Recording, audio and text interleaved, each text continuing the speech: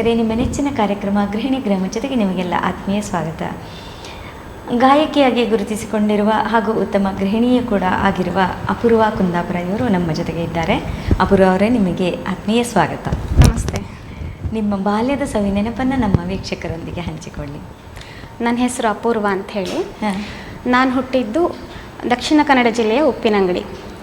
ನನ್ನ ತಂದೆ ಹೆಸರು ನಾರಾಯಣ ಭಟ್ ಅಂಥೇಳಿ. ಅವರು ಹಾಸನ ಜಿಲ್ಲೆಯ ಸಕಲೇಶಪುರ ತಾಲೂಕಲ್ಲಿ ಕೆಲಸ ಮಾಡ್ತಾಯಿದ್ರು. ಅಲ್ಲಿ ಅವರು ಚೆಸ್ಕಾಮ್ ಅಂದರೆ KEB ಅಂತ ಹೇಳ್ತಾರಲ್ಲ, ಅಲ್ಲಿ ಅವರು ಅಸಿಸ್ಟೆಂಟ್ ಇಂಜಿನಿಯರ್ ಆಗಿ ರಿಟೈರ್ಡ್ ಆಗಿ ಈಗ ಅವರು ಕೃಷಿಯನ್ನು ನೋಡ್ಕೊಂಡಿದ್ದಾರೆ. ನನ್ನ ತಾಯಿ ಹೆಸರು ರೂಪಮಾಲಾ ಅಂಥೇಳಿ. ಅವರು ಗೃಹಿಣಿ ಮತ್ತು ಕೃಷಿ ಮಾಡ್ತಾಯಿದ್ದಾರೆ. ಮತ್ತು ನನಗೊಬ್ಬಳು ಅಕ್ಕ ಇದ್ದಾಳೆ, ಅಶ್ವಿನಿ ವಸಿಷ್ಠ ಅಂಥೇಳಿ. ಅವಳಿಗೆ ಮದುವೆ ಆಗಿದೆ, ಅವಳಿಗೆ 2 ಮಕ್ಕಳಿದ್ದಾರೆ. ಹಾಗೆ ಮತ್ತು ನಾನು 2ನೇ ಅವಳು. ನಿಮ್ಮ ಸ್ಕೂಲ್ ಡೇಸ್ ಮತ್ತು ಕಾಲೇಜ್ ಡೇಸ್ ಬಗ್ಗೆ? ನಾನು ಸ್ಕೂಲ್ ಸಕಲೇಶಪುರದಲ್ಲೇ ಓದಿದ್ದು. ಅಲ್ಲಿ ನನ್ನ ಪ್ರಾಥಮಿಕ ಶಿಕ್ಷಣ ಮತ್ತು ಪ್ರೌಢಶಾಲಾ ಶಿಕ್ಷಣ ಎರಡೂ ನಂದು ಅಲ್ಲೇ ಆಯಿತು, ಸೈಂಟ್ ಜೋಸೆಫ್ಸ್ ಅಂತ. ಮತ್ತು ನನ್ನ ಪಿ ಯು ಸಿಯನ್ನು ನಾನು SDM ಕಾಲೇಜ್ ಉಜಿರೆಯಲ್ಲಿ ಮಾಡಿದೆ ನಾನು. ಅಂದರೆ ನಮ್ಮದು 10th ಆದಮೇಲೆ ನಾವು ಉಜಿರೆಗೆ ಶಿಫ್ಟ್ ಆದ್ವಿ, ನಾನು ಮತ್ತು ನನ್ನ ತಾಯಿ. ನನ್ನ ತಂದೆ ಅಲ್ಲೇ ವರ್ಕ್ ಮಾಡ್ತಾಯಿದ್ರು. ನನ್ನ ಹೈಯರ್ ಎಜುಕೇಷನ್ಗೋಸ್ಕರ ನಾವು ಉಜಿರೆಗೆ ಬಂದ್ವಿ. ಆಮೇಲೆ ನಂದು PUC ಆಯಿತು. PUCಲಿ ನಾನು ಸೈನ್ಸ್ ತೊಗೊಂಡಿದ್ದೆ. ಅದಾದ ನಂತರ ನಾನು ಡಿಪ್ಲೊಮೊ ಮಾಡಿದೆ, ಡಿಪ್ಲೊಮೊ ಇನ್ ಎಲೆಕ್ಟ್ರಾನಿಕ್ಸ್ ಆ್ಯಂಡ್ ಕಮ್ಯುನಿಕೇಷನಲ್ಲಿ. ಅದಾದ ನಂತರ ನಂದು ಇಂಜಿನಿಯರಿಂಗ್ ಮಾಡಬೇಕಾಯಿತು. ಹಾಗೆ ಇಂಜಿನಿಯರಿಂಗ್ ಮಾಡಿದೆ. ಅಂದರೆ ನನ್ನ ತಂದೆಗೆ ಒಂದು ಆಸೆ ಇತ್ತು, ನನ್ನ ಮಗಳು ಇಂಜಿನಿಯರಿಂಗ್ ಮಾಡಬೇಕಂತ ಹೇಳಿ. ಹಾಗೆ ಇದು ನನ್ನ ಒಂದು ಶಿಕ್ಷಣ. ಮತ್ತು ಮದುವೆ ಆದ ನಂತರ ನನಗೆ ಸಂಗೀತ ಬಗ್ಗೆ ತುಂಬ ಒಲವಿತ್ತು ಮೊದಲಿಂದಲೂ. ಅಂದರೆ ನಾನು ಸಣ್ಣ ವಯಸ್ಸಿನಲ್ಲಿ ಸಂಗೀತ ಕಲಿತಿದ್ದೆ ನಾನು. ಅದಾದ ನಂತರ ನನ್ನ ಕಾಲೇಜಲ್ಲಿ ಎಕ್ಸಾಮ್ ಅದಿದು ಅಂತ ಹೇಳಿ ಬ್ಯುಸಿ ಇರ್ತಿದ್ದೆ. ಹಾಗಾಗಿ ನನಗೆ ಸಂಗೀತ ಅಂದರೆ ನಾನು ಕರ್ನಾಟಕ ಶಾಸ್ತ್ರೀಯ ಸಂಗೀತ ಕಲಿತಿದ್ದೆ ನಾನು ಸಣ್ಣವಳಿರುವಾಗ. ಆಮೇಲೆ ಅದು ಡಿಸ್ಕಂಟಿನ್ಯೂ ಆಯಿತು. ಅಂದರೆ ಸ್ವಲ್ಪ ಟೈಮ್ ನಾನು ಇಲ್ಲಿ ಹಾಸನದಲ್ಲಿ BNS ಮುರಳಿ ಅಂಥೇಳಿ ವಿದ್ವಾನ್ ಅವರು, ಅವ್ರ ಹತ್ರ ನಾನು ಜೂನಿಯರ್ ಎಕ್ಸಾಮ್ ಬರೆದಿದ್ದೆ ನಾನು. ಅಂದರೆ ಅವ್ರ ಹತ್ರ ಕಲಿತು ಜೂನಿಯರ್ ಎಕ್ಸಾಮ್ ಸಹ ಬರೆದಿದ್ದೆ. ಅದರಲ್ಲಿ ನಾನು ಅವಾಗ ರಾಜ್ಯಕ್ಕೆ 2ನೇ ಸ್ಥಾನ ಪಡೆದಿದ್ದೆ ಮತ್ತು ಜಿಲ್ಲೆಗೆ ಫಸ್ಟ್. ಅದಾದ ನಂತರ ನಂಗೆ ಅವ್ರ ಹತ್ರ ಆಮೇಲೆ ಕಲೀಲಿಕ್ಕೆ ಆಗಲಿಲ್ಲ. ಅಂದರೆ ನಾನು ಉಜಿರೆಗೆ ಶಿಫ್ಟ್ ಆದಮೇಲೆ ಮತ್ತು ನಾನು ಸೀನಿಯರಿಗೆ ಒಬ್ಬರು ಶ್ಯಾಮಲಾ ನಾಗರಾಜ್ ಅಂಥೇಳಿ, ಅವರು ವಿದುಷಿ, ಅವ್ರ ಹತ್ರ ನಾನು ಒಂದು ಸ್ವಲ್ಪ ಟೈಮ್ ಕಲಿತೆ. ನಾನು ಅದೇ ಎಕ್ಸಾಮ್ ಅದಿದು ಅಂಥೇಳಿ ನನಗೆ ಹೆಚ್ಚು ಟೈಮ್ ಸಿಗ್ತಿರಲಿಲ್ಲ. ಅಂದರೆ ನಮ್ಮ ಮನೆ ದೂರ ಇತ್ತು, ಸ್ವಲ್ಪ ಒಳಗೆ ಹಳ್ಳಿ. ಹಾಗೆ ನಾನು ಒಂದು 6-7 ತಿಂಗಳು ಕಲ್ತಿರ್ಬೋದು ಅಲ್ಲಿ. ಆಮೇಲೆ ಡಿಸ್ಕಂಟಿನ್ಯೂ ಆಯಿತು, ಅದು ಮತ್ತೆ ಮಾಡಲಿಕ್ಕೆ ಆಗಲಿಲ್ಲ. ಆಮೇಲೆ ನನ್ನ ಮದುವೆ ಆದಮೇಲೆ ನಾನು ಕುಂದಾಪುರಕ್ಕೆ ಬಂದಮೇಲೆ ನನಗೆ ಅಂದರೆ ನನಗೊಬ್ಳು ಮಗಳಿದ್ದಾಳೆ, ಅವಳು ಹುಟ್ಟಿದ ಮೇಲೆ ನಾನು ಸ್ಟಾರ್ಟ್ ಮಾಡಿದ್ದು ಕಲೀಲಿಕ್ಕೆ. ಅದು ನಾನು ಹಿಂದೂಸ್ತಾನಿ ತಗೊಂಡೆ. ಅಂದರೆ ನನಗೆ ಕರ್ನಾಟಕ ಶಾಸ್ತ್ರೀಯ ಸಂಗೀತದ ಬಗ್ಗೆ ಮಾತ್ರ ಗೊತ್ತಿತ್ತು, ಹಿಂದೂಸ್ತಾನಿ ಶಾಸ್ತ್ರೀಯ ಸಂಗೀತ ಅಂದರೆ ಏನು ಅಂತಲೇ ಗೊತ್ತಿರಲಿಲ್ಲ. ಆದರೆ ನನಗೆ ಅಲ್ಲಿ ಒಳ್ಳೆ ಗುರುಗಳು ಸಿಕ್ಕಿದ್ರು ಕುಂದಾಪುರದಲ್ಲಿ, ತುಂಬ ಚೆನ್ನಾಗಿ ಹೇಳ್ಕೊಡ್ತಾರೆ, ನೀವು ಅವ್ರ ಹತ್ರನೇ ಕಲೀರಿ ಅಂತ ಹೇಳಿ. ನನಗೆ ಒಬ್ಬರು ಸಾಧನಾ ಕಲಾ ಸಂಗಮ ಅಂಥೇಳಿ ಒಂದು ಸಂಸ್ಥೆನ ನಡೆಸ್ತಿದ್ದಾರೆ, ನಾರಾಯಣ ಐತಾಳ್ ಅಂಥೇಳಿ.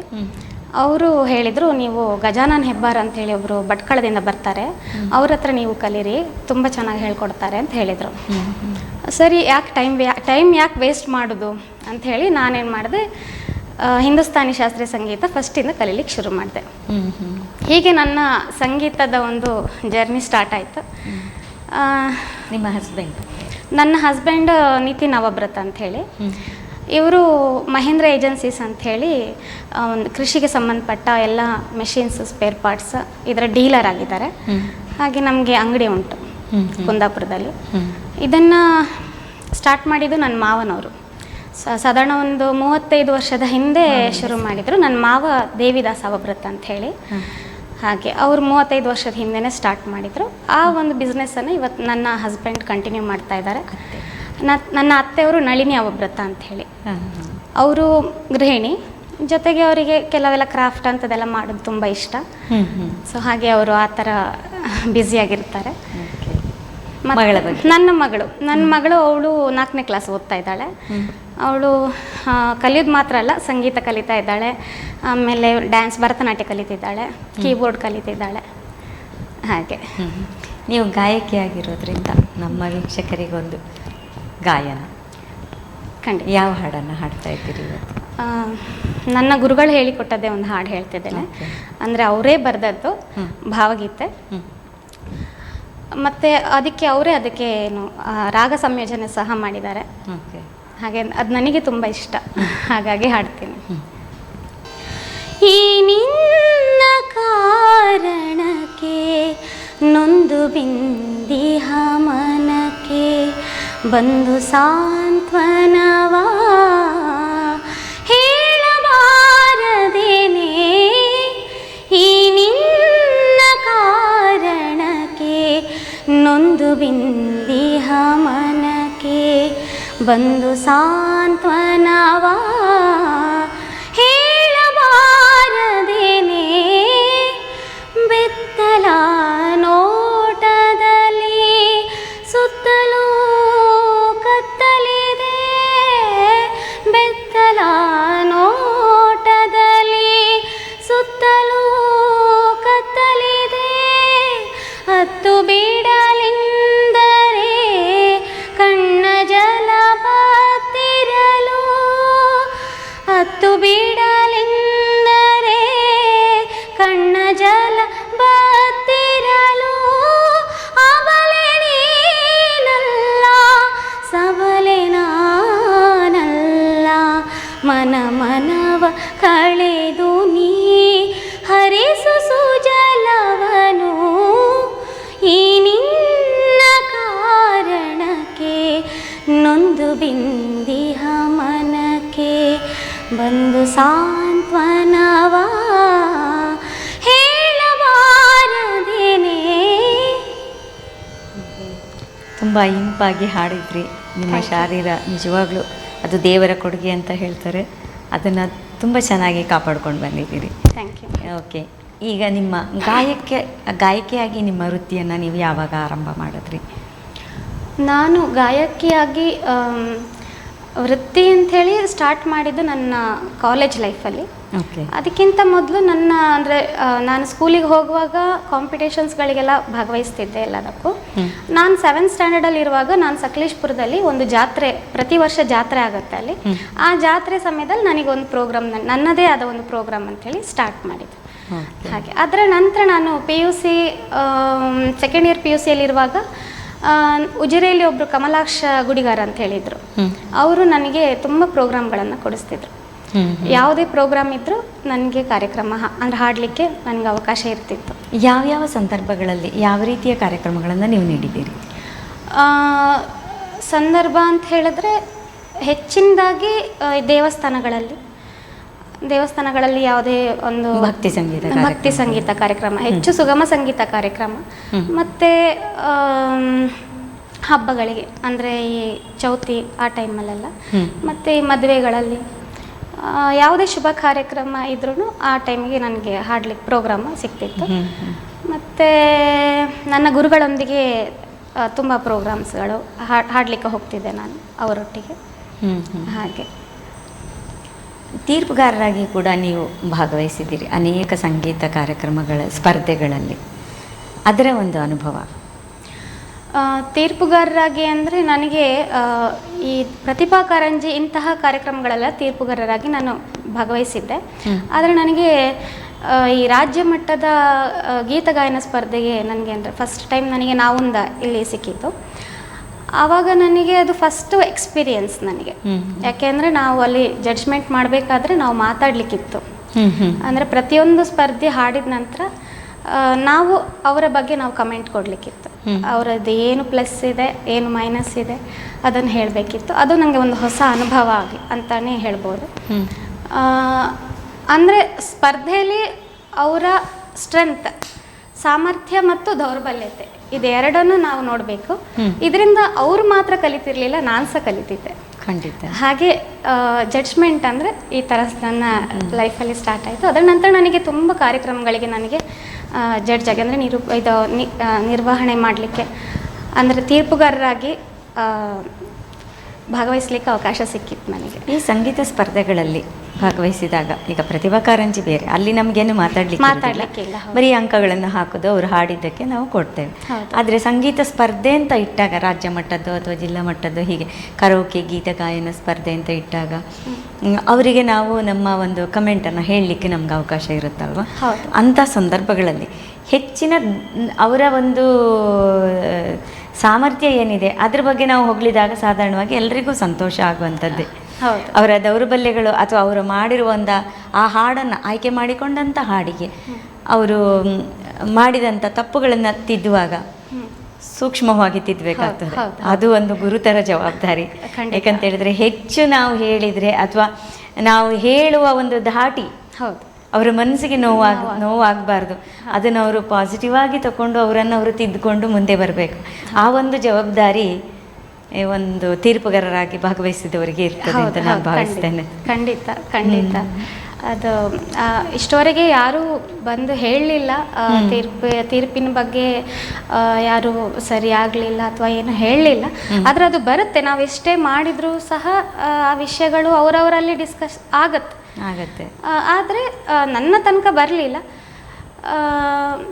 ಆದರೆ ಕೆಲವರು ಎಷ್ಟೋ ಜನ ಅದನ್ನು ಪಾಸಿಟಿವ್ ಆಗಿ ತಗೊಳ್ಳೋರಿದ್ದಾರೆ, ಅದನ್ನು ಹೇಳಿದ್ದಾರೆ ನಮ್ಮ ಹತ್ರ ಬಂದು ನಾವು ಇಂಪ್ರೂವ್ ಮಾಡ್ಕೊಳ್ಬೇಕು ಅಂತ ಹೇಳಿ. ಅವರಿಗೆ ಕೆಲವರು ತಾನಾಗೆ ಬಂದು ಹೇಳಿದ್ದಾರೆ, ಅದು ಖುಷಿಯಾಗಿದೆ ನಿಮ್ಮ ತೀರ್ಪು, ನೀವು ಅದ್ರ ಬಗ್ಗೆ ನೀವು ಕಮೆಂಟ್ಸ್ ಕೊಟ್ಟಿದ್ದು ನಮಗೆ ಖುಷಿಯಾಗಿದೆ, ನಮ್ಮನ್ನು ನಾವು ಇಂಪ್ರೂವ್ ಮಾಡ್ಕೊಳ್ಳಿಕ್ಕೆ ಒಂದು ಸಲಹೆಯನ್ನು ಕೊಡಿ ಅಂತಲೂ ಕೂಡ ಕೇಳಿದ್ದಾರೆ. ಹೌದು, ಯಾವ ರೀತಿ ನಾವು ವಾಯ್ಸ್ ಕಂಟ್ರೋಲ್ ಮೈಕ್ ಹಿಡ್ಕೊಂಡಾಗ ಯಾವ ಥರ ಒಂದು ವಾಯ್ಸ್ ಕಂಟ್ರೋಲ್ ಮಾಡ್ಕೊಳ್ಬೇಕು. ಹೌದು, ಅಂದರೆ ಆ ಕಾರ್ಯಕ್ರಮಕ್ಕೆ ಅದನ್ನು ಕೇಳಲಿಕ್ಕೋಸ್ಕರ ಅಂತಾನೆ ಎಷ್ಟೋ ಜನ ಬರೋರಿದ್ದಾರೆ. ಹಾಗೆ ಅದು ಒಂದು ಖುಷಿಯ ವಿಚಾರ. ಮತ್ತು ಇನ್ನು ಕೆಲವರು ಏನು ಮಾಡ್ತಾರೆ ಅಂತ ಹೇಳಿದರೆ, ಈಗ ಸಾಧಾರಣವಾಗಿ ಪ್ರಥಮ ದ್ವಿತೀಯ ತೃತೀಯ ಬಹುಮಾನ ಬರೋದುಂಟಲ್ಲ, ಅದು ಲೆಕ್ಕಕ್ಕೆ ಅಲ್ಲ. ಆ್ಯಕ್ಚುಲಿ ಅವರು ಅಲ್ಲಿ ಭಾಗವಹಿಸುವುದೇ ಮುಖ್ಯ. ಅವರಿಗೆ ಅದರಲ್ಲಿ ಒಂದು ಪ್ರಬುದ್ಧತೆ ಬರ್ತದೆ. ಈಗ ಹೆಚ್ಚಿನ ಕಾರ್ಯಕ್ರಮಗಳಿಗೆ ಭಾಗವಹಿಸಿ ಯಾವುದೇ ಹಾಡನ್ನು ತಗೊಂಡ್ರು ನೀಟಾಗಿ ಹಾಡುವಂಥದ್ದು ಬರ್ತದೆ. ಈಗ ಹೆಚ್ಚಾಗಿ ಪ್ರಥಮ ದ್ವಿತೀಯ ಬಹುಮಾನ ತಗೊಂಡವರು ಹೆಚ್ಚಿನ ಮಕ್ಕಳು ಒಂದೇ ಹಾಡನ್ನು ಎಲ್ಲ ಶೋಗಳಲ್ಲಿ ಹಾಡಿ ಪ್ರಸಿದ್ಧಿ ಬರ್ತಾರೆ ಅಥವಾ ಬಹುಮಾನವನ್ನು ಪಡ್ಕೊಳ್ತಾರೆ. ಬಟ್ ಅವರಿಗೂ ಮತ್ತು ಎಲ್ಲ ಥರದನ್ನು ಹಾಡನ್ನು ಹಾಡಿ ಪ್ರಶಸ್ತಿಯನ್ನು ಗಳಿಸದೇ ಇರೋರಿಗೂ ನಾವು ಕಂಪೇರ್ ಮಾಡಲಿಕ್ಕೆ ಆಗೋದಿಲ್ಲ. ಮತ್ತು ಇನ್ನೊಂದು ವಿಚಾರ ಅಂತ ಹೇಳಿದರೆ, ಹೆತ್ತವರಿಗೆ ಹೇಗಿರುತ್ತದೆ ಅಂದರೆ, ಅಲ್ಲಿ ಪ್ರೈಸ್ ತೊಗೊಂಡು ಬಂದಿದ್ರು, ಇಲ್ಲಿ ಪ್ರೈಸ್ ತೊಗೊಂಡು ಬಂದಿದ್ರು, ಇಲ್ಲಿ ಬರಲಿಲ್ಲ ಅಂದರೆ ಅವರು ಆ ರೀತಿ ತುಲನೆ ಮಾಡೋದರ ಬದಲಿಗೆ ನಾನು ಹೇಳೋದು, ಅಲ್ಲಿ ಯಾವುದೇ ಒಂದು ಸ್ಪರ್ಧೆ ಇಟ್ಟಾಗ ಆ ಸ್ಪರ್ಧೆಯಲ್ಲಿ ಸ್ಪರ್ಧಾಳುಗಳು ಯಾವ ರೀತಿ ಪರ್ಫಾರ್ಮ್ ಮಾಡಿದ್ದಾರೆ ಅದನ್ನು ಗಮನಿಸಬೇಕಲ್ವ ಅವರು. ಎಲ್ಲ ಸ್ಪರ್ಧೆಯಲ್ಲೂ ಇವರ ಮಕ್ಕಳು ಹಾಡಿದಷ್ಟೇ ಟಾಪಲ್ಲಿ ಇವರಿಗಿಂತ ಕೆಳಗೆ ಉಳಿದವರು ಇದ್ದರೆ ಅವರಿಗೆ ಬರುವ ಸಾಧ್ಯತೆ ಇರ್ತದೆ. ಇವರಿಗಿಂತ ಚೆನ್ನಾಗಿ ಹಾಡಿದಾಗ ಬೇರೆಯವರಿಗೆ ಅನಿವಾರ್ಯವಾಗಿ ತೀರ್ಪುಗಾರರು ನೀಡಲೇಬೇಕಾಗ್ತದೆ. ಅಂಥ ಸಂದರ್ಭದಲ್ಲಿ ಅವರಿಗೆ ಬರೋದಿಲ್ಲ. ಹೌದು, ಇದ್ರ ಬಗ್ಗೆ ಏನು ಹೇಳ್ತೀರಿ ನೀವು? ಅದ್ರ ಬಗ್ಗೆ ಹೇಳೋದಾದರೆ, ಅದು ಈಗ ನಾವು ತುಂಬ ಈಗ ಒಬ್ಬ ಸ್ಪರ್ಧಿ ತುಂಬ ಕಡೆ ಅವ್ರು ಹಾಡಿರ್ತಾರೆ, ಒಂದೇ ಹಾಡನ್ನು ಹಾಡಿರ್ತಾರೆ. ಆದರೆ ಅದನ್ನು ನಾವು ಗಣನೆಗೆ ತಗೊಳ್ಳಿಕ್ಕೆ ಆಗೋದಿಲ್ಲ. ಯಾಕೆ ಅಂದರೆ ನಮಗೆ ಒಂದು ಸತಿಗೆ ಒಂದೇ ಹಾಡು ಅವಕಾಶ ಇರೋದು. ಮತ್ತೆ ಅಲ್ಲಿ ಜಡ್ಜಸ್ ಆಗಿ ನಾವೇ ಬರ್ಬೋದು ಅಥವಾ ಬೇರೆಯವ್ರು ಯಾರೇ ಬರ್ಬೋದು. ನಮಗೆ ಗೊತ್ತಿರುತ್ತೆ ಅವ್ರು ಅದೇ ಹಾಡನ್ನು 4 ಕಡೆ ಹಾಡಿದ್ದಾರೆ ಅಂತೇಳಿ. ಅದನ್ನು ನಾವು ಗಣನೆಗೆ ತಗೊಳ್ಳಿಕ್ಕೆ ಆಗೋದಿಲ್ಲ. ಆ ಕ್ಷಣದಲ್ಲಿ ಅವರು ಹಾಡು ಚೆನ್ನಾಗಿದ್ರೆ ಅಂದರೆ ಹಾಗೆ ಈಗ ತೀರ್ಪುಗಾರರಂತ ಹೋದಾಗ ಅಲ್ಲಿ ಏನು ಅವ್ರು ಹಾಡಿದ್ದಾರೆ ಅದಕ್ಕೆ ಮಾತ್ರ ಅಂಕಗಳನ್ನು ನೀಡಲಿಕ್ಕೆ ಅವಕಾಶ ಇರುತ್ತದೆ. ನಾನು ಹೇಳುದು ಬೇರೆ ಬೇರೆ ಕಡೆ ತಗೊಂಡಿರ್ತಾರೆ, ಈ ಶೋನಲ್ಲಿ ಸಿಗ್ಲಿಲ್ಲ ಅಂದ್ರೆ ತೀರ್ಪುಗಾರರನ್ನ ಬ್ಲೇಮ್ ಮಾಡ್ತಾರೆ ಅವರು. ಅದನ್ನ ನಾನು ಹೇಳಿ ಅದು ತಪ್ಪು. ಯಾಕೆ ಅಂತ ಹೇಳಿದ್ರೆ ಅದು ನಾನು ಅಲ್ಲಿ ಸ್ಪರ್ಧಾಳುಗಳನ್ನ ಅವರು ಗಮನಿಸೋದಿಲ್ಲ. ಅಲ್ಲಿ ಸ್ಪರ್ಧೆ ಯಾವ ಮಟ್ಟದಲ್ಲಿ ನಡೀತು ಅನ್ನೋದನ್ನ ಅವರು ಗಮನಿಸೋದಿಲ್ಲ. ಹೌದು, ಅದನ್ನ ನಾನು ವೇದಿಕೆಯಲ್ಲಿ ಹೇಳಲಿಕ್ಕೆ ಆಗದಿದ್ರು ಹೀಗೆ ನಾನು ಬೇರೆ ಟೈಮಲ್ಲಿ ತುಂಬಾ ಸತಿ ಹೇಳಿದ್ದೀನಿ, ನೀವು ಹಾಡು ಚೇಂಜ್ ಮಾಡಬೇಕು, ಬೇರೆ ಹಾಡನ್ನು ಕಲಿಬೇಕು. ಕಾಂಪಿಟೇಷನ್ ಅಂತ ಹೇಳುವಾಗ ಒಂದೇ ಹಾಡನ್ನು ಇಟ್ಕೊಂಡು ಎಲ್ಲ ಕಡೆ ಹಾಡಬಾರ್ದು ಅಂತ ಹೇಳಿ ನಾನು ತುಂಬ ಹೇಳಿದೆ. ನಾನು ಅದು ಒಂದು ಪಾಯಿಂಟ್ ಆಯ್ತಲ್ಲ, ಒಂದು ಹಾಡನ್ನು ಹಾಡೋದು ಒಂದು ಪಾಯಿಂಟ್ ಆಯ್ತಲ್ಲ. ಇನ್ನೊಂದು ದೃಷ್ಟಿಕೋನ, ಇನ್ನೊಂದು ಪಾಯಿಂಟಲ್ಲಿ ಹೇಳೋದು ನಾನು, ಈಗ ಅವರು ಒಂದು 4 ಕಡೆ ಪ್ರೈಸ್ ತಗೊಂಡಿರ್ತಾರೆ, ಇನ್ನೊಂದು ಕಡೆ ಹೋದಾಗ ಬಂದಿರೋದಿಲ್ಲ, ಆವಾಗ ಅವ್ರು ಹೇಳೋದು ತೀರ್ಪುಗಾರರನ್ನ ಬ್ಲೇಮ್ ಮಾಡ್ತಾರೆ. ಅದನ್ನೇ ಹೇಳಿದ್ದು ನಾನು. ಅದು ಹೌದು, ಬಟ್ ಅಲ್ಲಿ ಸ್ಪರ್ಧೆ ಯಾವ ರೀತಿ ನಡೀತಿದೆ ಅಂತ ಅವ್ರು ಗಮನಿಸಬೇಕು. ಹೌದು, ಅದನ್ನ ವೀಕ್ಷಕರು ಮತ್ತೆ ಅಂದ್ರೆ ಆ ಸ್ಪರ್ಧೆಯ ಪೋಷಕರು ಅರ್ಥ ಮಾಡ್ತಾರೆ. ಅದು ಹೇಳಿ. ಮತ್ತೆ ಸ್ಪರ್ಧೆಯು ಒಂದು ಲೆವೆಲ್ ಅಲ್ಲಿ ಅಂದ್ರೆ ಅವರಿಗೆ ಅರ್ಥ ಆಗುವಂತಹ ಏಜನ್ ಅವರಾದ್ರೆ ಅವರು ಸಹ ಅರ್ಥ ಮಾಡ್ಕೊಳ್ಬೇಕು. ಕೆಲವರು ಅರ್ಥ ಮಾಡ್ಕೊಳ್ತಾರೆ, ಕೆಲವರು ಮಾಡ್ಕೊಳ್ಳೋದಿಲ್ಲ. ಮಾಡ್ಕೊಂಡವರು ಅವರು ಇಂಪ್ರೂವ್ ಮಾಡಿಕೊಂಡು ನೆಕ್ಸ್ಟ್ ಟೈಮ್ ಅವರು ಖಂಡಿತ ಅವ್ರು ಗೆಲ್ತಾರೆ ಅಂತ ಹೇಳ್ಬೋದು. ವೀಕ್ಷಕರಿಗಾಗಿ ನಿಮ್ಮ ಕಂಠದಲ್ಲಿ ಇನ್ನೊಂದು ಹಾಡು. ಗಾಳಿ ಮಾತು ಸಿನಿಮಾದ್ದು ನಗಿಸಲು ನೀನು ನಗುವೇನು ನಾನು ಹಾಡು ಮಾಡಿದ್ದೀನಿ. ಸಂಗೀತ ರಾಜನ್ ನಾಗೇಂದ್ರ ಅವ್ರದ್ದು, ಗಾಯಕಿ ಎಸ್ ಜಾನಕಿ ಅವರು. ಕೃಷ್ಣ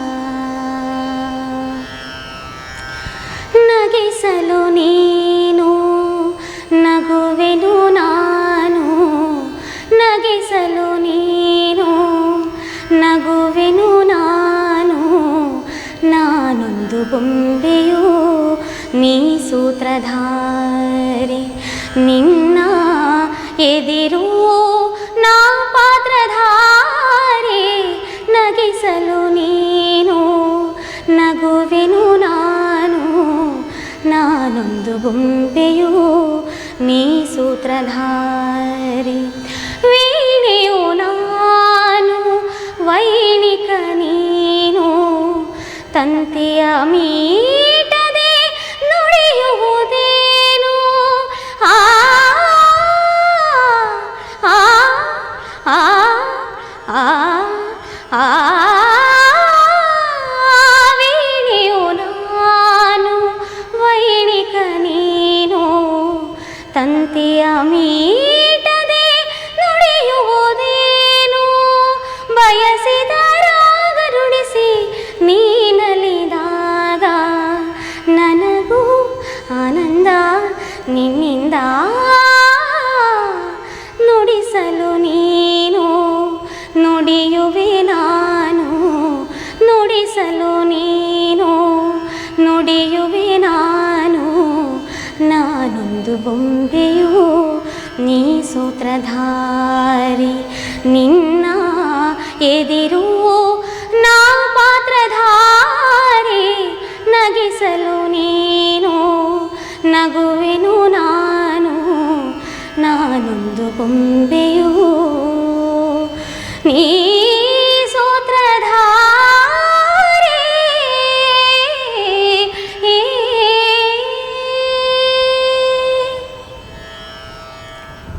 ಹೆಸರಿಗೆ ತಕ್ಕ ಹಾಗೆ ಅಪೂರ್ವ ಗಾಯಕಿ ನೀವು. Thank you. ಹಾಗೆ ನಿಮ್ಮ ಈ ವೃತ್ತಿಯಲ್ಲಿ ನೀವು ಬೆಳೆದು ಬಂದ ಕ್ಷಣಗಳನ್ನು ನಮ್ಮ ವೀಕ್ಷಕರೊಂದಿಗೆ ಹಂಚಿಕೊಳ್ಬೋದಾ? ಇದು ವೃತ್ತಿ ಅಂತ ಹೇಳಿ ನಾನಂದರೆ ಇತ್ತೀಚೆಗೆ ತಗೊಳ್ತಾ ಇದ್ದೇನೆ. ಅದಕ್ಕಿಂತ ಹೆಚ್ಚು ನನಗೆ ಕಲಿಬೇಕು, ಇದರ ಬಗ್ಗೆ ತುಂಬ ಜ್ಞಾನ ಪಡ್ಕೊಳ್ಬೇಕು ಸಂಗೀತದ ಬಗ್ಗೆ ಅಂಥೇಳಿ ನನ್ನ ಮನಸ್ಸಲ್ಲಿದೆ. ಹಾಗಾಗಿ ನಾನು ಅದಕ್ಕೆ ಹೆಚ್ಚು ನಾನು ಕಲಿಯೋದಕ್ಕೆ ನಾನೀಗ ಟೈಮ್ ಕೊಡ್ತಾ ಇದ್ದೇನೆ. ಅದರ ಜೊತೆಗೆ ಸ್ವಲ್ಪ ನಾನು ಅಂದರೆ ಪ್ರೋಗ್ರಾಮ್ಗಳಿಗೆ ಹೋಗ್ತಾ ಇದ್ದೇನೆ. ಇದಕ್ಕೆ ಹೆಚ್ಚು ನನಗೆ ತುಂಬ ಸಹಕಾರಿಯಾಗಿರೋದು ಅಂದರೆ ನನ್ನ ಗುರುಗಳ ಬಗ್ಗೆ ನಾನು ಹೇಳಲೇಬೇಕು. ಗಜಾನನ್ ಹೆಬ್ಬಾರ್ ಅಂತ ಹೇಳಿದೆ ನಾನು, ವಿದ್ವಾನ್ ಅವರು ನನ್ನ ಪ್ರತಿಯೊಂದು ಕ್ಲಾಸಲ್ಲಿ ಅವರು ನನಗೆ ತುಂಬ ತಿದ್ದಿ ಹೇಗೆ ನಾವು ಹಾಡಬೇಕು ಅನ್ನೋದನ್ನು ಪ್ರತಿಯೊಂದು ಹಂತದಲ್ಲಿ ಸಹ ನಮಗೆ ಅವರು ಹೇಳಿಕೊಟ್ಟವರು. ಅಂದರೆ ಹಾಡುವುದಂದರೆ ಬರೀ ಅವರು ಹಾಡು ಮಾತ್ರ ಅಲ್ಲ, ಒಂದು ಸಾಹಿತ್ಯದಲ್ಲಿ ಬರುವಂಥ ಸ್ವರಗಳು ಅದನ್ನು ಹೇಗೆ ನಾವು ಹುಡುಕಬೇಕು ಅನ್ನೋದನ್ನು ಕಲಿತದ್ದೇ ನಾನು ಅವರಿಂದ. ಹಾಗಾಗಿ ನನ್ನ ವೃತ್ತಿ ಅಂತ ಹೇಳಿ ನನಗೆ ಅದಿನ್ನೂ ಸ್ಟಾರ್ಟ್ ಆಗಲಿಲ್ಲ ಅಂತ ನನ್ನ ಅಭಿಪ್ರಾಯ. ಹಾಗೆ ಆ ದಿಶೆಯಲ್ಲಿ ನೀವಿನ್ನೂ ಅಂಬೆಗಾಲಿಡ್ತಾ ಇದ್ದೇನೆ ಅಂತಲೇ ಹೇಳ್ಬೋದು. ಅದು ಎಷ್ಟು ಕಲ್ತ್ರೂ ಅದು ಮುಗಿಯುವುದಿಲ್ಲ, ಅದು ಸಾಧನೆ ಅಂತೇಳಿ ಇನ್ನೂ ಅನಿಸ್ಕೊಳ್ಳಿಲ್ಲ, ಆ ದಾರಿಲಿದ್ದೇವೆ, ಪ್ರಯತ್ನ ಅಂತ ಹೇಳಿ. ಹಾಗೆ ಓಕೆ, ನಮ್ಮ ಕಾರ್ಯಕ್ರಮದ ಬಗ್ಗೆ ಏನು ಹೇಳ್ತೀರಿ? ಕಾರ್ಯಕ್ರಮದ ಬಗ್ಗೆ ಅಂದರೆ ತುಂಬ ಖುಷಿ ಆಯಿತು. ಗೃಹಿಣಿ ಗೃಹ ಮುಚ್ಚತೆ ಈ ಕಾರ್ಯಕ್ರಮ ಅಂದರೆ ಗೃಹಿಣಿ ಅಂದರೆ ಮನೆಯ ಬೆಳಕು, ಉನ್ನತಿ ಅಂತಲೇ ಅರ್ಥ. ಈ ಕಾರ್ಯಕ್ರಮದಲ್ಲಿ ಬಂದ ತುಂಬ ಎಪಿಸೋಡ್ಸ್ಗಳನ್ನು ನಾನು ನೋಡಿದೆ, ತುಂಬ ಖುಷಿಯಾಯಿತು. ಹಳ್ಳಿಯಲ್ಲಿದ್ದವರು ಸಹ ಬಂದಿದ್ದಾರೆ, ಪೇಟೆಯಲ್ಲಿದ್ದವರು ಸಹ ಬಂದಿದ್ದಾರೆ. ಅಂದರೆ ಹಳ್ಳಿಯಲ್ಲಿ ಸಹ ಎಷ್ಟೋ ಜನ ಮಹಿಳೆಯರು ತುಂಬ ಒಳ್ಳೊಳ್ಳೆಯ ವಿಷಯದ ಹವ್ಯಾಸಗಳನ್ನು ಇಟ್ಕೊಂಡಿದ್ದಾರೆ, ಒಳ್ಳೊಳ್ಳೆಯದು ಅದೊಂದು ನನಗೆ ಖುಷಿ ಆಯ್ತು. ಅದ್ರಲ್ಲಿ ನಾನು ನೋಡಿದೆ. ನಾನು ಅಂಥವರಿಗೊಂದು ವೇದಿಕೆ ಕಲ್ಪಿಸಿ ಕೊಟ್ಟಿದ್ರಿ. ಅದು ಈ ಯು ಚಾನಲ್ ಮುಖಾಂತರ ಆಗಿದೆ. ಈಗ ಯು ಚಾನಲ್ ಈಗ ನಮ್ಮ ಊರಿಂದ ಯಾವುದೇ ಒಂದು ಅಂದರೆ ಒಂದು ಹವ್ಯಾಸ ಅಂದರೆ ನಮ್ಮ ಹತ್ರ ಇರೋ ಹವ್ಯಾಸನ ನಾವು ಒಂದು ಜನರಿಗೆ ತೋರಿಸ್ಬೇಕು ಅಂದರೆ ಪಬ್ಲಿಕ್ ಮಾಡಬೇಕಂತ ಹೇಳಿದ್ರೆ ನಮ್ಗೆ ಇಂಥ ಚಾನಲ್ ಇದ್ದರೆ ಮಾತ್ರ ಸಾಧ್ಯ. ಇವತ್ತು ಯಾರೇ ಒಬ್ಬರು ಫೇಮಸ್ ನಟ ಇರ್ಬೋದು, ಯಾರಿರ್ಬೋದು, ಅವ್ರು ಬರೋದು ಎಲ್ಲಿಂದ? ಅವರ ಊರಲ್ಲಿರುವಂತಹ ಸ್ಥಳೀಯ ಚಾನಲ್ಗಳಿಂದನೇ ಅವರು ಇವತ್ತು ಒಂದು ಮಟ್ಟಕ್ಕೆ ಬರ್ತಾರೆ. ಅದು ಇಂಥ ಯು ಚಾನಲಿಂದಾನೆ ಅಂತಲೇ ನಾನು ಹೇಳ್ತೀನಿ. ಅದು ನನಗೆ ತುಂಬ ಖುಷಿ. ವೀಕ್ಷಕರಿಗೆ ಹೇಳೋದಾದರೆ, ಪ್ರತಿ ಮನೆಯಲ್ಲಿರುವಂತಹ ಗೃಹಿಣಿ ಮನೆಯ ಶಕ್ತಿ, ಅವಳು ಯಾವಾಗಲೂ ಯಾವುದಾದ್ರೂ ಒಂದು ಹವ್ಯಾಸದಲ್ಲಿ ತೊಡಗಿರ್ಬೇಕಂತ ನನ್ನ ಅಭಿಪ್ರಾಯ. ಯಾಕೆಂದರೆ ನಾನೊಬ್ಳು ತಾಯಿಯಾಗಿ ನಾನು ಏನು ಹವ್ಯಾಸನ ಬೆಳೆಸ್ಕೊಂಡಿದ್ದೀನಿ, ಅದನ್ನು ನಾನು ಏನು ರೂಢಿಸ್ಕೊಂಡಿದ್ದೀನಿ, ಅದನ್ನು ನನ್ನ ಮಗು ನೋಡಿ ಕಲಿತಾ ಇರುತ್ತೆ. ಹಾಗೆ ನಾವು ಏನೇನೋ ಸುಮ್ಮನೆ ಕುತ್ಕೊಂಡು ಮಾತಾಡೋದು, ಟೈಮ್ ವೇಸ್ಟ್ ಮಾಡೋದು, ಅದು ಮಾಡೋ ಬದಲು ಇಂಥ ಏನಾದ್ರು ಒಂದು ಹವ್ಯಾಸ, ಹಾಡೋದು ಅಥವಾ ಚಿತ್ರಕಲೆ ಇರ್ಬೋದು, ಏನೇ ಇರ್ಬೋದು, ಅದರಿಂದ ಅದನ್ನು ನೋಡಿ ನನ್ನ ಮಗಳು ಕಲಿತಾಳೆ. ನಾಳೆ ಅವಳು ಕಲಿತು ದೊಡ್ಡವಳಾದಾಗ ಅವಳನ್ನು ನಾನು ಸಮಾಜಕ್ಕೆ ಒಂದು ಕೊಡುಗೆಯಾಗಿ ಕೊಟ್ಟ ಹಾಗೆ. ಅದೇ ರೀತಿ ಈಗ ನನ್ನಲ್ಲಿ ಸಂಗೀತ ಇರ್ಬೋದು, ಇನ್ನೊಂದು ಮಹಿಳೆಯಲ್ಲಿ ಇನ್ನೊಂದು ಥರದ ಇರ್ಬೋದು, ಸ್ಪೋರ್ಟ್ಸ್ ಮ್ಯಾನ್ ಇರ್ಬೋದು, ಅವರೊಂದು ದೇಶಕ್ಕೊಂದು ಒಬ್ಬ ಮಿಲಿಟ್ರಿ ಮ್ಯಾನ್ ಕೊಡ್ಬೋದು. ಹಾಗೆ ಪ್ರತಿಯೊಂದು ಬೇರೆ ಬೇರೆ ಕ್ಷೇತ್ರದಲ್ಲಿ ಬೇರೆ ಬೇರೆ ಅಭಿರುಚಿ ಇರುವಂತಹ ಗೃಹಿಣಿಯಿಂದ ಅವರ ಮಕ್ಕಳನ್ನು ಒಂದು ಕೊಡುಗೆಯಾಗಿ ಕೊಡ್ತಾರೆ ದೇಶಕ್ಕೆ ಅಂಥೇಳಿ ನನ್ನ ಒಂದು ಅಭಿಪ್ರಾಯ. ಹಾಗಾಗಿ ಪ್ರತಿ ಗೃಹಿಣಿಯು ಒಂದಲ್ಲ ಒಂದು ಹವ್ಯಾಸನ ಇಟ್ಕೊಳ್ಬೇಕು ಅಂತ ನನ್ನ ಒಂದು ಅನಿಸಿಕೆ. ತಾಯಿಯನ್ನು ನೋಡಿ, ತಾಯಿಯಂತೆ ಮಗಳು ನೂಲಿನಂತೆ ಸೀರೆ ಅಂತ ಹೇಳಿದ ಹಾಗೆ ತಾಯಿಯನ್ನು ನೋಡಿ ಕಲಿತಾರೆ. ಮಕ್ಕಳಿಗೆ ಮನೆಯೇ ಮೊದಲ ಪಾಠಶಾಲೆ, ಜನನಿತಾ ಮೊದಲ ಗುರು. ಹಾಗಾಗಿ ಮಕ್ಕಳ ಎದುರುಗಡೆ ನಾವು ಯಾವ ರೀತಿ ಇರ್ತೀವಿ, ಅವರು ಕೂಡ ಅದೇ ಥರ ಬೆಳ್ಕೊಂಡು ಇದು ಮನೆಯ ವಾತಾವರಣವನ್ನೇ ಬದಲಾಯಿಸುತ್ತೆ. ಕರೆಕ್ಟ್. ಅದು ಏನೇ ಒಂದು ಋಣಾತ್ಮಕ ಮನೇಲಿ ಇದ್ದರೂ, ಋಣಾತ್ಮಕ ಒಂದು ಯೋಚನೆಗಳು, ಏನೇ ಒಂದು ಶಕ್ತಿ ಇದ್ದರೂ ಅದನ್ನು ಹೋಗಲಾಡಿಸಿ ಒಂದು ಧನಾತ್ಮಕ ಚಿಂತೆ ಎಲ್ಲರಿಗೂ ಬರುತ್ತೆ. ಅಂದರೆ ಪಾಸಿಟಿವ್ ಥಿಂಕಿಂಗ್ ಅದು ಜಾಸ್ತಿ ಆಗುತ್ತೆ. ನನ್ನನ್ನು ನೋಡಿ ನನ್ನ ಜೊತೆಗಿರೋರು ಕಲಿತಾರೆ. ಹಾಗೆ ಅಪೂರ್ವ ಅವರೇ, ನಮ್ಮ ಕಾರ್ಯಕ್ರಮಕ್ಕೆ ಬಂದು ನಿಮ್ಮ ಅನುಭವಗಳನ್ನು ನಮ್ಮ ವೀಕ್ಷಕರೊಂದಿಗೆ ಹಂಚಿಕೊಂಡಿದ್ದೀರಿ. ಅಲ್ಲದೆ ನಿಮ್ಮ ಮಧುರ ಕಂಠದಿಂದ ನಮ್ಮ ವೀಕ್ಷಕರಿಗೆ ಕರುಣಾನಂದವನ್ನು ಉಂಟು ಮಾಡಿದ್ದೀರಿ. ಅದಕ್ಕಾಗಿ ನಮ್ಮ ತಂಡದ ಪರವಾಗಿ ನಿಮಗೆ ತುಂಬ ಹೃದಯದ ಧನ್ಯವಾದಗಳು. ಹಾಗೆಯೇ ನಿಮ್ಮ ಈ ಗಾಯನ ಪಥದಲ್ಲಿ ನೀವು ಸಾಕ್ತಾ ಇದ್ದೀರಿ, ಇದರಲ್ಲಿ ಯಶಸ್ಸು ಕಾಣಲಿ ಅಂತ ನಾವು ನಮ್ಮ ತಂಡದ ಪರವಾಗಿ ನಿಮಗೆ ತುಂಬ ಹೃದಯದಿಂದ ಹಾರೈಸ್ತಾ ಇದ್ದೇವೆ. Thank you. ವೀಕ್ಷಕರೇ, ಇಂದಿನ ಕಾರ್ಯಕ್ರಮವನ್ನು ಇಲ್ಲಿಗೆ ಮುಗಿಸುತ್ತಿದ್ದೇವೆ. ಮತ್ತೆ ಮುಂದಿನ ಎಪಿಸೋಡಲ್ಲಿ ನಿಮ್ಮನ್ನು ಭೇಟಿಯಾಗಲಿದ್ದೇವೆ. ನಮಸ್ಕಾರ.